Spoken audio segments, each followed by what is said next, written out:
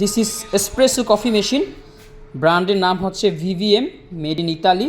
এটা খুবই একটা চমৎকার কমার্শিয়াল এসপ্রেসো মেশিন। আর এইটাকে বলা হয় পটার ফিল্টার। এইখানে আমরা কফির গুঁড়োটাকে রাখি, এসপ্রেসোটা বের হয়। আর যেখানে আমি নক করলাম সেটাকে বলা হয় নক বিন অথবা নক বক্স।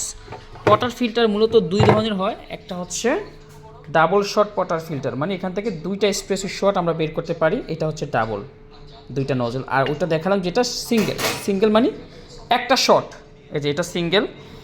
দেন এটা হচ্ছে টাচ প্যাড কিংবা কিপ্যাড, এটাকে বলে স্টিমার অথবা স্টিম ওয়ান্ড, এটাকে বলা হয় স্টিম ওয়ান্ড।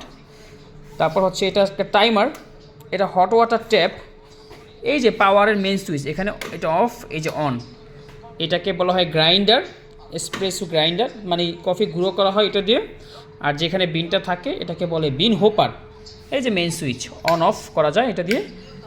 একটা হচ্ছে সিঙ্গেল শট নেওয়ার জন্য মানে 7 থেকে 9 গ্রাম, আবার ডাবল শট নেওয়ার জন্য মানে 14 থেকে 18 গ্রাম। এটাকে বলা হয় ট্যাম্পার মানে ট্যাম্প। আর এটা হচ্ছে ট্যাম্প হোল্ডার, ট্যাম্পটা যেখানে রাখলাম সেটাকে বলা হয় ট্যাম্প হোল্ডার। আমরা দিন শেষে রাতে কফি মেশিন ক্লিন করার জন্য ক্যাফিজা ব্যবহার করি, এটাকে বলা হয় ক্যাফিজা। এখানে একটা এটা দেখতে পাচ্ছেন, এটাকে বলা হয় পাওয়ার গজ, এখানে পাওয়ারটা 1.5-এ থাকে।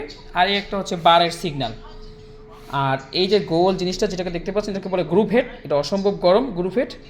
আর যেখান থেকে স্পেশাল রসগুলো বের হয়, পানিটা ফোর্স করে, সেটাকে বলা হয় প্রিসিশন শাওয়ার স্ক্রিন, এই যে এখান থেকে বের হয়। দেন এটাকে বলা হয় ট্রে, ডিপ ট্রে, কফি মেশিনের ট্রে, এই যে এটাকে বলা হয় ডিপ ট্রে। এই যে এটা ডিপ ট্রে, বোঝাতে পারলাম হয়তো সবাইকে।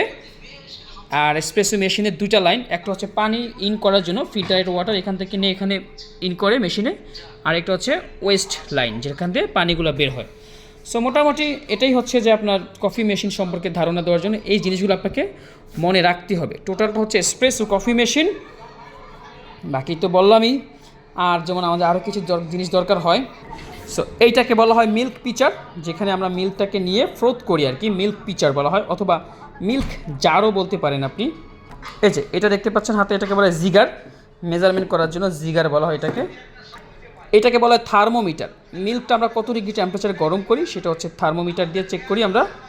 সো এটাকে বলা হয় শর্ট গ্লাস, মানে শর্ট মেজারমেন্ট গ্লাস, এখানে আমরা এসপ্রেসোটা কত ml পড়লো, 30 ml পড়লো কিনা এটা চেক করি আর কি। সো মোটামুটি এতটুকু কিছু আপনার জানা উচিত একজন বারিস্তা হিসেবে।